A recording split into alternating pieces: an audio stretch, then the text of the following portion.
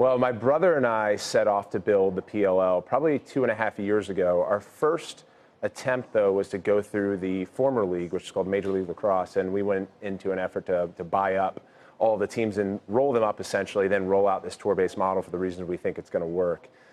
That didn't work, and so we went the route of finding new capital, which was primarily venture capital led by Joe Tsai, Rain Group, CAA, Chernin Group, Brett Jefferson. Is Joe Tsai a big lacrosse guy? Or? Joe Tsai played at Yale. Wow, I didn't know that. Yeah, yep. He's a big lacrosse guy, and what we're required is the right capital that understood the long-term play. Right, the UFC essentially did what we're trying to do to MMA, which was professionalize it, commercialize its athletes, and grow revenue using new media. And that new media is social, it's a lot of new technology.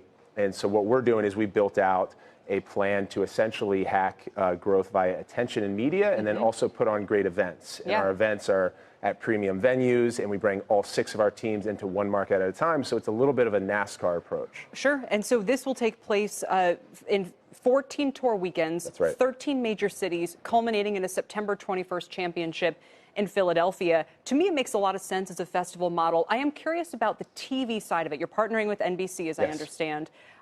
What are viewers watching for? Because when I'm watching a regional-based league like the AAF, which collapsed, that didn't work. I get that.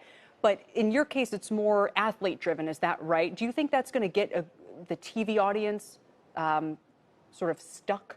How do they figure out who to follow? Yeah, that's interesting. So we're certainly athlete-driven. Our players have increased wages, they have health care, and they have equity in the league. So we're the only team sports league in North America that are taking care of its athletes that way. Wow. Though you can't have team sport competition without the vital groundwork of one team competing against the other. But underneath that team versus team competition are always the players under the helmet. So telling their stories specifically, and I reference UFC, the old Tito Ortiz stories, now the Conor McGregors, like that's how you tell the stories. The NBA does it with LeBron James, and they do it with Kyrie Irving and Steph Curry. And you guys are great on social. I mean, people need to understand you're cool, okay? And I appreciate it. Cool is what makes social work, and it's a natural fit for this.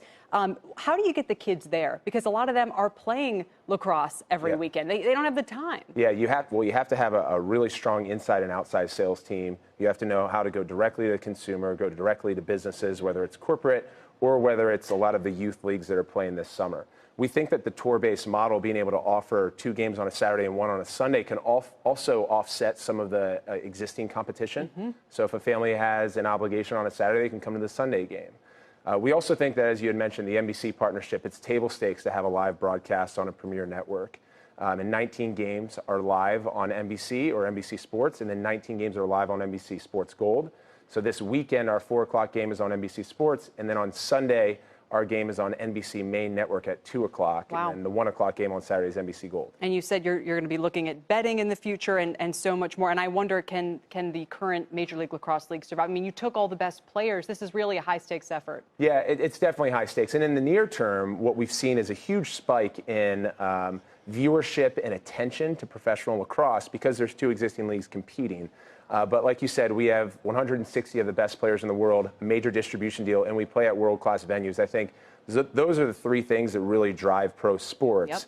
We think the long term, there's going to be one winner, and that's why we're making a long-term bet on how we're indexing in media and how we're getting people into the stands at these great venues and how we're activating our partners. Well, we will see if it works. Paul, good luck. Thank you so much for joining me. Paul Rabil, founder of the Premier Lacrosse League? That's right. I'm thinking it's Players Lacrosse League, but that works too. Yeah, the Premier Lacrosse Premier League. Lacrosse League. Paul, thanks. Don't miss coverage, as he said, of the league Sunday matchup on NBC at 2 p.m.